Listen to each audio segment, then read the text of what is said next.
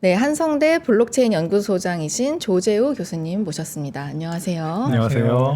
오늘 보면 첫 질문을 네. 일반 투자자들한테 온체인 데이터 분석이 상당히 좀 낯선 영역이긴 한데 맞습니다. 어떤 건지 좀 설명을 간략하게. 온체인 데이터 분석이라고 하면은 사실 원론적으로 얘기하면은 그 의미가 없는 블록체인 데이터에 의미를 부여하는 과정이다, 이렇게 보시면 가장 적절할 것 같아요.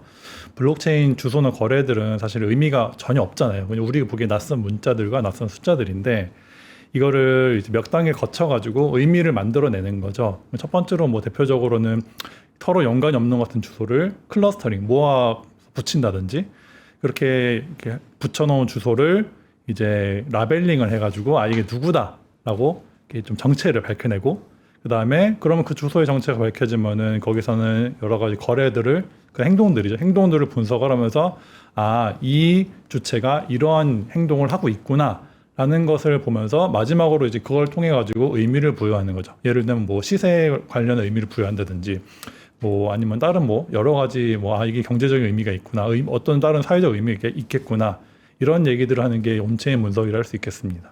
그러면은 온체인 데이터는 일반 금융 데이터랑 달리, 우리 일반 금융 데이터는 사실 주식하시는 분들이 오늘 뭐 기관이 들어왔어, 뭐 개인이 들어왔어, 이런 얘기를 자주 하긴 하는데 그걸 직접 자기가 볼 수는 없잖아요. 그냥 그쵸. 이제 증권사에서 제공하는 정보를 보고, 그리고 이제 그 그쵸. 기관 개인 그 뭐라 그럴까, 네. 네. 외인, 네. 이거가 이제 정확하게 어떤 주체인지도 사실 모르잖아요. 그렇죠. 그렇게 이제 그냥 피상적으로 이해를 하고 있는데, 그 크립토에서는 약간 이런 거를 좀 정확하게, 요거 누구 지갑으로 보인다, 가령 요게 소통주 지갑으로 보인다, 네. 김동완 지갑으로 보인다, 요게 이제 이름이 써 있진 않지만 그렇죠. 네. 여러 가지 행동들을 파악하면 좀 디테일하게 식별해낼 수 있다라는 말씀이실까요? 그렇죠. 어느 정도 식별이 가능하고, 이제 물론 추정이 영역이긴 하지만은 네. 그걸 토대로 예를 들면 김동완이 뭐 어디에 거래소 입금하니까는 뭐 시세가 떨어지더라, 이 사람은 이거 파는구나, 뭐 이런 식으로 이제 해석을 하는 거를 보는 거죠. 뭐 조주가 스테이블코인 넣었더니 가격이 올라가네, 이거 올라가네, 요거 그러면 사는 거 아니야, 이런 식으로 좀 추정을 하긴 하지만은 그걸 네. 통해 가지고 의미를 만들어내고 해석을 하고 계속 이제 검증을 하는 식으로 진행을 합니다. 그러니까 이게 온체인 데이터 상에서, 온체인 안에서 일어나는 일이니까 저 같은 그냥 일반 사람들도 원하면 늘 체크를 해볼 수 있고 추정을 할 수 있고 의미 부여를 해볼 수 있는 거잖아요. 네. 너무 좋네요. 네. 그러면은 사실 이제 누구나 할 수 있다라고 하면 또 사람들이 이렇게 생각할 수 있을 것 같은데, 좀 전문가가 왜 필요해? 약간 이렇게. 네. 어떤 부분이 전문성일까요? 이런 영역에서는. 이게 아주 좀 고도화된 추론이 필요한 영역이긴 합니다. 왜냐하면 틀린 추론도 많이 하고요, 사실은. 네. 잘못해서 그쵸. 가기도 하고 하니까 전혀 이게 누가 누군지 밝혀지지 않은 상황에서 추정을 해야 되다 보니까는, 그러다 보니까 이제 아무래도 좀 실수를 많이 하긴 하는데, 이런 실수를 경험 삼아 가지고 좀 노하우를 쌓는 게 좀 필요해서 전문가가 아무래도 좀 있어야 되긴 하고요. 네. 그리고 뭐 요즘은 이제 라벨링 같은 거, 그러니까 누가 누구인지, 어떤 직업이 누구 건지가 워낙 잘 돼 있으니까는 어느 정도 많이 밝혀지긴 했지만은 아직도 부족하거든요. 근데 그런 라벨링이 안 된 영역에서 이제 추정을 하는 거, 이게 누구 거다, 같은 사람 거다, 뭐 다른 거래소다, 이런 식의 것을 추정하는 건 또 굉장히 어려운 일입니다. 네, 아무래도 블록체인 데이터가 그 접하는 것 자체가 쉽지 않아 가지고, 네. 그래서 그거를 보는 것 자체는 아직 좀 전문가 영역에 있다고 할 수 있습니다. 그럼 이제 교수님 네. 말씀을 약간 쉽게 이제 풀어서 설명해 보면, 그러니까 코인 지갑에 코인을 많이 갖고 있는 사람이 누구라는 거를 우리가 특정할 수 있다는 거잖아요. 어느 정도는 추론을 네, 통해서.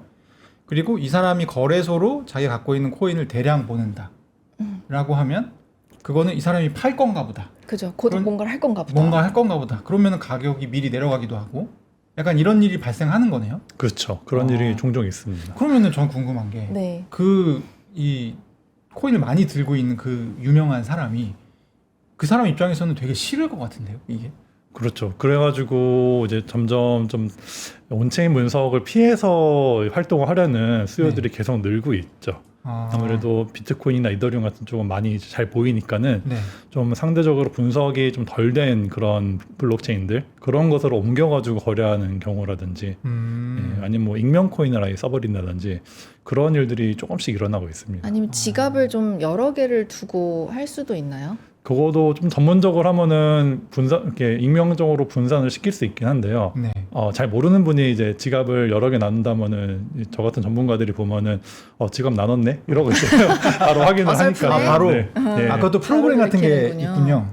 있군요. 프로그램으로 하기도 하는데요. 제가 써보니까는 좀 아직 오류가 많아요. 그래가지고 저는 아직은 그래도 어느 정도 좀 제가 직접 눈으로 확인하고 검증하는 것까지 하고 있습니다. 어렵네요. 근데 이게 그래서 어려운 것 같아요. 그러니까 분석하는 게 어렵고 제대로 분석을 해야 되는데 괜히 어설프게 껴들었다가 이상한 추론하고 이러면 안 되니까요. 네. 근데 그러면 교수님들은 기본적으로 이렇게 보시는 지표가 있는지 궁금하고 또 그 중에서도 가장 교수님께서 좀 신경 써서 보시는 지표가 있는지 궁금합니다. 뭐 예전에는 이제 뭐 탐욕 지표 같은 거 NUPL이라고 하는 게 있는데 이제 소위 여기서 얼마나 수익을 보는 사람이 많냐 이 가격에서 손해 보는 사람이 많냐 이런 것도 있고 리얼라이즈 프라이스라고 실현 가격이라고 해가지고 이건 굉장히 재밌는 개념인데요. 네. 주식으로 치면 이런 거예요. 그러니까 이 사람이 대체 얼마에 샀냐.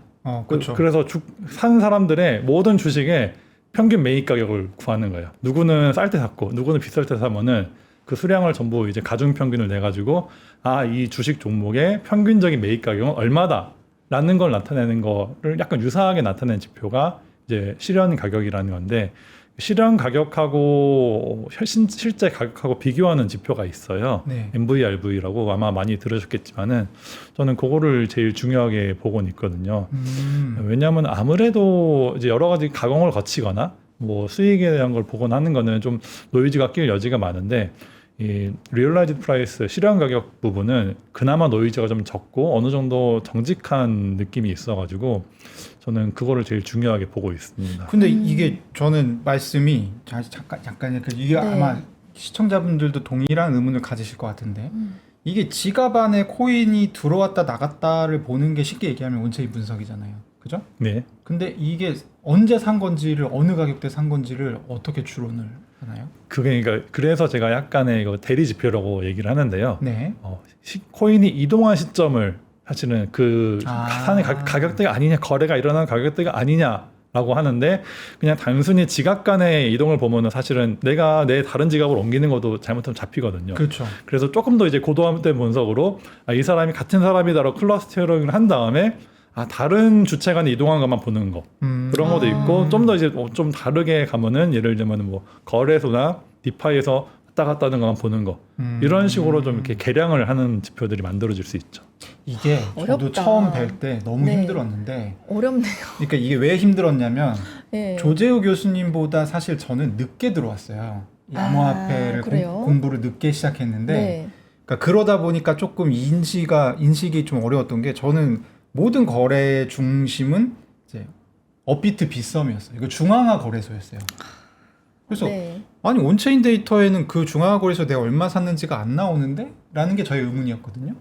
네네. 몰랐던 게 뭐였냐면 비트코인이 정말 많은 고래 투자자들은 중앙화 거래소를 믿질 않아요. 거기에 두질 않는군요. 네, 그래서 중앙화 거래소에서 트레이딩을 하고 반드시 바로 자기 지갑으로 옮겨놓는데요.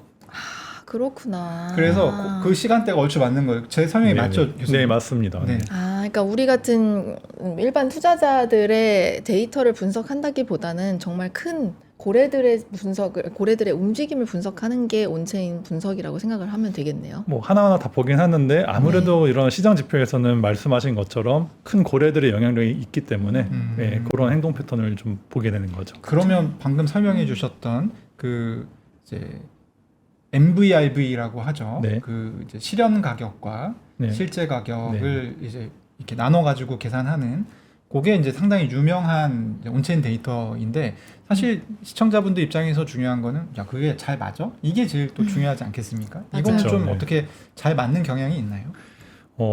22년까지는 잘 맞았고요. 네. 그 이후엔 안 맞았습니다. 그러니까 왜죠?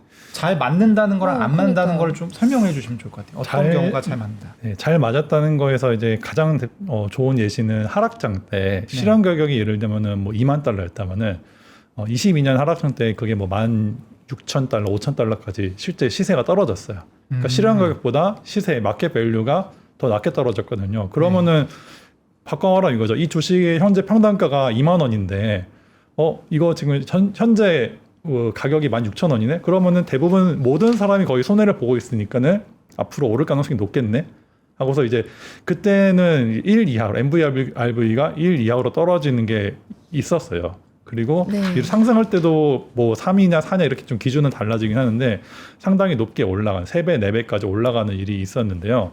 그게 여태까지 계속 있었습니다. 22년 전까지. 근데 24년, 5년 상승장 때는 그 일이 일어나지 않았습니다. 그리고 지금도 약간 이제 하락기인데 오늘 물론 방금 8만 달러를 넘어가지고 반등을 하긴 했지만은 네. 하락기임에도 이제 6만 9천 달러까지 떨어졌을 때 그때 MVRV가 1을 그러니까 1을 밑으로 내려오지 않았어요. 1.15 정도까지. 예, 그러니까 하한선이 훨씬 높아졌습니다. 변동성이 낮아진 거라고 할 수도 있고 아무래도 좀 뭔가 이런 요인들을 생각을 해보게 되는데 아무래도 기관 투자가 들어오면서 이런 시장 지표 MVRV 같은 시장 지표 자체가 변한 게 아닌가 이런 생각을 하게 됩니다. 그러면은 교수님 말씀 조금 제가 정리해 보면 MVRV라고 하는 온체인 지표가 있는데 네. 요거는 그러니까 비트코인이 고래지갑에서 옮겨졌을 때의 시점, 그러니까 실현 가격과 실제 가격의 비를 나타낸 거다. 네네. 그래서 요게 1 밑으로 내려오게 되려면 어떻게 돼야 되냐면 실제 가격이 실현 가격보다 낮아져야 되죠. 낮아져야 되는 네, 거죠. 네. 네. 그러니까 그러니까 실현 가격이라는 거는 고래 투자자들이 샀을 것으로 예상되는 건데 네. 그쵸. 1 밑으로 내려온다는 건 이 사람들이 손해 본다는 의미네요. 그렇죠. 네. 그러니까 고래 투자자들도 손해를 보는 구간이기 때문에 네. 저점일 가능성이 높다라는 네, 그렇죠. 그런 추론이군요. 네네. 그리고 실제로 대부분 그 역사적으로 저점이었고요 그때가. 2022년까지는 맞았는데 네. 특히 이번 하락 같은 경우는 1 밑으로 내려가지 않았었다. 예. 그러면 1 밑으로 내려가게 되는 이제 더 하락을 할 수도 있다는 얘기 아닙니까? 그런 일이 벌어지면은 사실 온체인 분석가 입장에서는 좋은데 너무 고통스러우니까는 아예 안 그러면 좋겠다 이러고 있죠 그냥. 네. 지금 8만 달러인데 그러면 네. 그렇게 벌어지려면 적어도 6만 달러 밑으로 다시 내려가야 한 되니까 5만 5천 아래는 돼야 될 겁니다. 5만 달러 정도는 돼야지 이게 내려왔다라고 이제 확실하게 말할 수 있을 텐데. 그러면은 와, 요즘에 네. 이 코인 투자 오래 하신 분들이 야 이거 무조건 5만 달러, 5만 5천 달러 갈 거야라고 굉장히 확신에 차서 유튜브에서 맞아요. 얘기하시는 분 많거든요. 네. 그게 그런 이유군요. 뭐 차트를 보고도 그런 얘기 하시긴 하는데 신기하게 제가 이제 차트 보시는 분하고 얘기했을 때 온체인 데이터에서 나오는 그런 지점하고 차트의 지점하고 좀 많이 맞물리더라고요. 그래서 아마 예, 그런 양쪽 다 맞는 것 같습니다. 테크니컬하게 보신 분도 5만 5천, 5만 얘기하실 거고 온체인 데이터 보시는 분도 한 5만 5천 달러 얘기하실 것 같고. 그러면은 또 궁금한 게요. 이제 비트코인 현물 ETF가 이제 승인이 된 이후에 거래소 밖에 거래나 뭐 기관들 뭐 물량이 굉장히 늘어났다고 아까도 기관 물량이 늘어나서 이게 좀 잘 안 맞는 것 같다 말씀하셨는데 그러면 전통적인 이런 거래소 보유량 이 지표의 신뢰도가 조금 떨어진 게 아닌가 이런 생각도 드는데요. 네, 맞습니다. 특히 비트코인 같은 경우, 그러니까 기관들이 매집하는 코인들은 그런 전통적인 지표들이 신뢰도가 좀 많이 떨어진다고 보는 게 맞죠. 성격이 변했다, 질적으로 바뀌었다 이렇게 보아도 될 것 같습니다. 근데 그럼 문득 드는 생각이 그럼 앞으로는 어떻게 이 분석을 해야 되는 거지? 교수님은 어떻게 하시고 계신 점점 건지 어려워지시는 거 막 같아요. 이런 것들이 점점 궁금해지긴 어려워집니다. 하네요. 네. 그러니까 이제 어떤 느낌 맞냐면은 온체인 지표가 예전에는 되게 선구적이고 뭔가 좀 예측력 있고 이런 느낌이었지만은 지금은 그냥 하나의 상식적인 일반적인 시장 지표 중 하나 이런 느낌으로 저는 받아들여지고 있어요. 그래가지고 이게 절대적인 진리가 아니고 이제는 참고 자료 정도로 되고 있는 거 아닌가. 그리고 단순히 온체인 지표만 보는 것이 아니라 뭔가 다른 여러 가지 시장 활동 상황들, 오프체인 다른 지표들, 뭐 예를 들면 ETF 보유량 같은 거 그런 것도 같이 보면서 가야지 조금 더 정확한 해석을 내릴 수 있지 않을까 이렇게 생각을 하고 있고요. 근데 점점 ETF 어려워지네. 네. 하는 자산 운용사들도 사실 비트코인 보관하잖아요. 네, 그걸 전자지갑에 하지 않습니까? 맞습니다. 그래서 그걸 또 분석하는 온체인 분석도 있더라고요. 네네, 그거도 이제 다 파악을 해가지고 대충 몇 개다라고 보시는 분들도 있죠. 네, 그래서 이제 이 자산 운용사에서 우리가 얼마치 순유입이 됐다라는 네. 걸 오피셜 얘기를 하거든요. 근데 그 전에 그 온체인 분석하는 사람들이 그거를 추산해가지고 뿌려요. 엑스에 미리. 미리. 그 비트코인 몇 개 들어왔고 몇 개 나갔고 이거를 이제 차액을 계산해가지고 네. 그렇게 하더라고요. 네. 그렇군요. 그러니까 이게 없어진다기보다는 조금 더 복잡한 형태로 좀 진화를 하게 되는 그런 그렇죠. 가능성이 네. 높겠네요. 고도화될 가능성이 상당히 높고 이미 그렇게 되고 있는 것 같습니다. 이 전문가의 영역이네요. 아까 그렇죠. 저희가 이제 섣불리 들어갈 수 없다고 했는데 점점점 더 그렇게 돼가는 경우인 것 같아요. 네.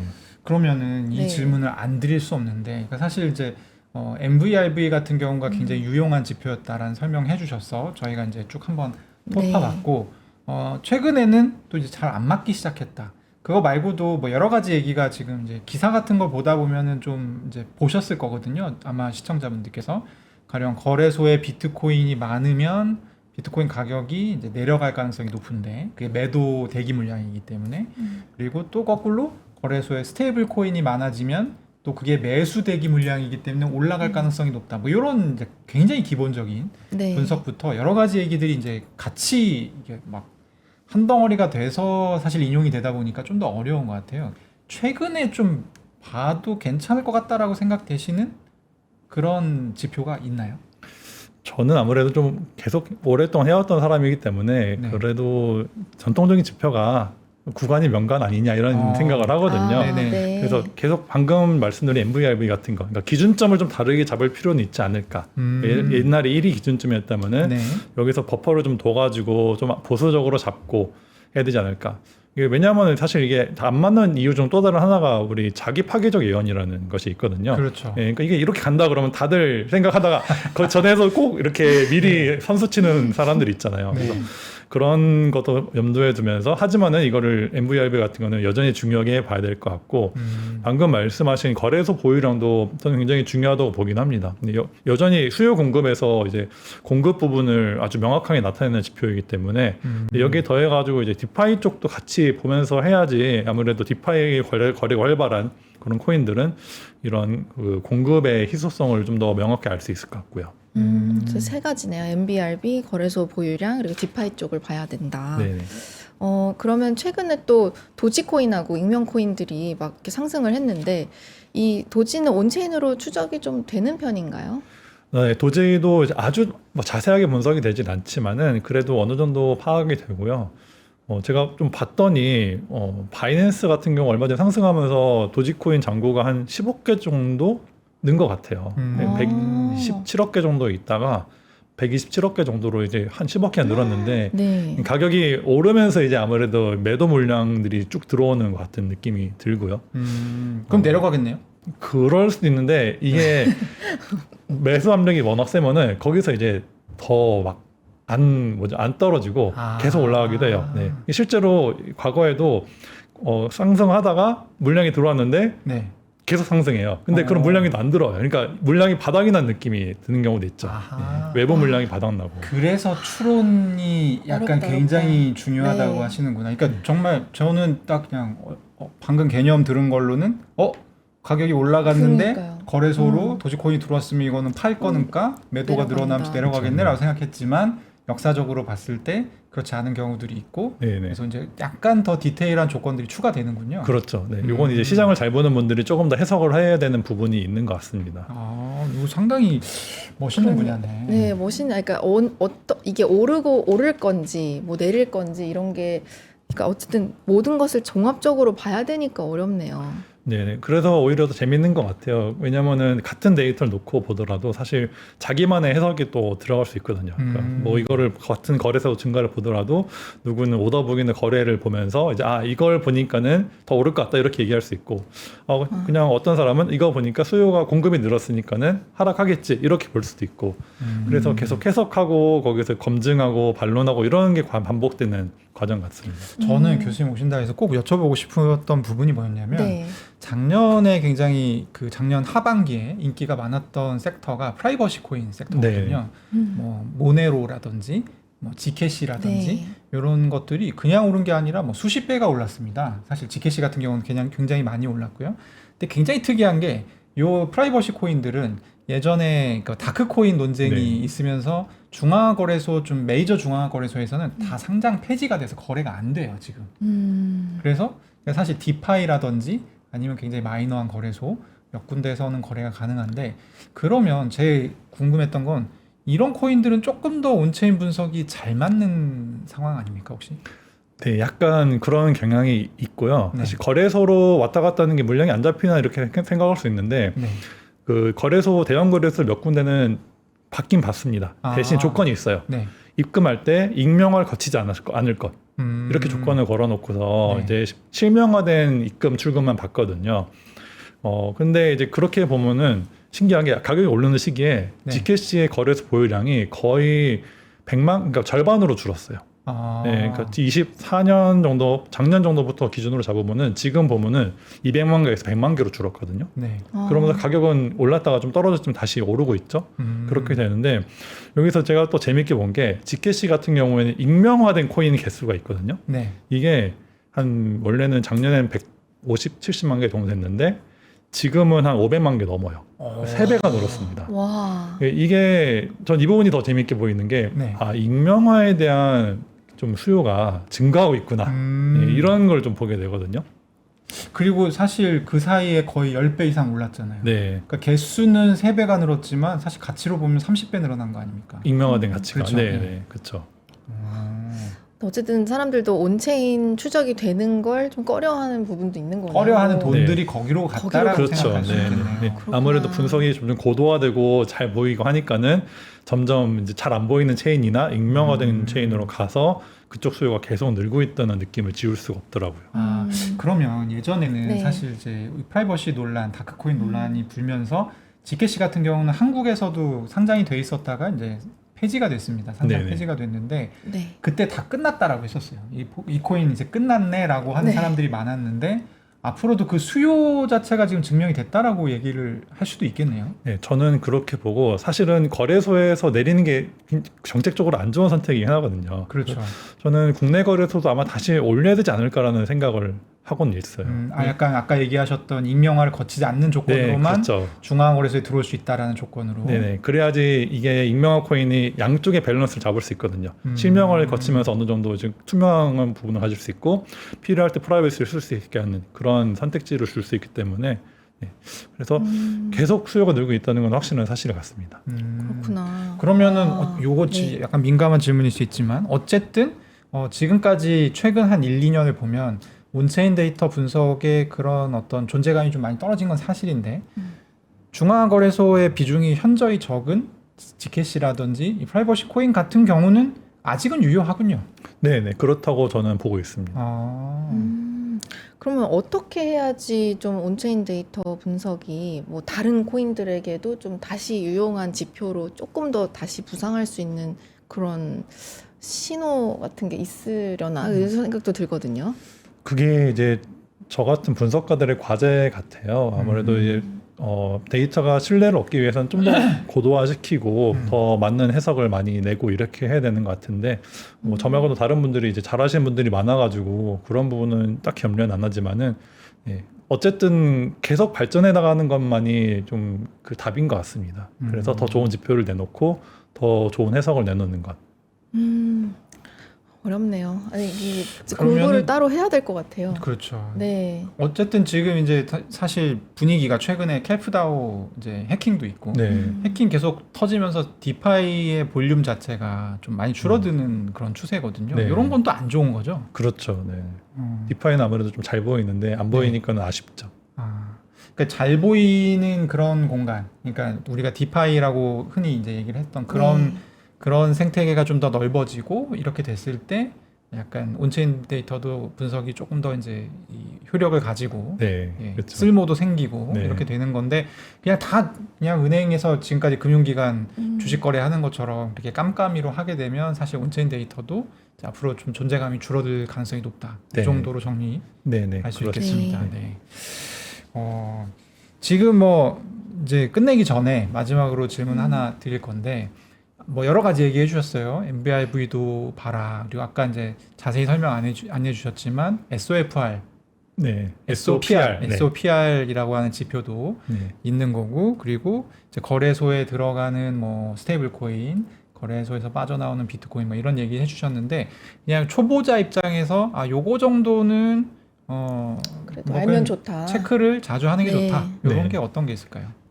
계속 반복드리는 MVRV 좋습니다. MVRV가 사실 뭐 리얼라이즈 프라이스 같은 거 RV 부분이 리얼라이즈드 밸류거든요. 그렇죠. 그래서 그 실현 가격 혹은 MVRV를 보시는 게 저는 좋지 않냐. 왜냐하면은 바닥을 대강 알 수 있거든요. 아. 예전에도 이제 뭐 10만 달러 이렇게 넘어갔을 때 MVRV 그 리얼라이즈 프라이스가 한 4만 달러, 5만 달러였어요. 네. 그럼 그때 가면은 이제 저희 같은 사람은 무슨 얘기를 해야 되냐면은 바닥이 반 정도 50% 하락을 가능하다 이렇게 얘기를 할 수 있거든요. 네. 1까지 떨어진다 가정하면은 그러면은 이제 초보자 입장에서는 리스크를 항상 생각할 수 있는 거예요. 그렇죠. 내가 이 가격에 샀을 때 리스크가 얼마냐. 음. 근데 그거를 인지하고 할 때 훨씬 더 좋은 투자를 할 수 있거든요. 지금 같은 경우는 이제 상식적으로 생각했을 때 MVRV 밑으로 떨어지면 한 20% 떨어질 텐데 20%의 리스크를 안고 살 수 있느냐 이 판단을 하면은 그럼 투자에 훨씬 도움이 될 수 있는 거죠. 그렇게 또 생각할 수 있군요. 네네. 네. 그리고 약간 저는 지금 말씀하신 거에서 힌트를 얻은 게 MVRV는 비율이라서 1점 땡땡 막 이렇게 숫자로 네. 나오거든요. 그게 아니라 그러니까 리얼라이즈드 프라이스가 얼마냐. 그러니까 고래들이 네. 실제 이제 리얼라이즈드 프라이스는 매일매일 변할 거잖아요. 네. 많이 사면 올라갈 거고. 네, 그렇죠. 예. 그러니까 이런 것도 사실은 좀 가늠해 볼 수 있는 그런 지표가 되긴 하겠네요. 네, 맞습니다. 그 숫자 자체도. 네, 아, 그렇죠. 고래가 어제 많이 샀구나. 네. 뭐 많이 팔았구나. 뭐 네. 약간 이런 걸 볼 수 그쵸. 있는. 그러네요. 네. 네, 알겠습니다. 너무 많은 걸 배웠습니다, 교수님. 진짜 감사합니다. 좋은 시간이었던 것 같아요. 저희 다음에 네. 또 온체인 데이터 관련해서 또 출연하셔가지고 말씀 또 부탁드리겠습니다. 네, 감사합니다. 조재우 교수님이었습니다. 감사합니다. 감사합니다.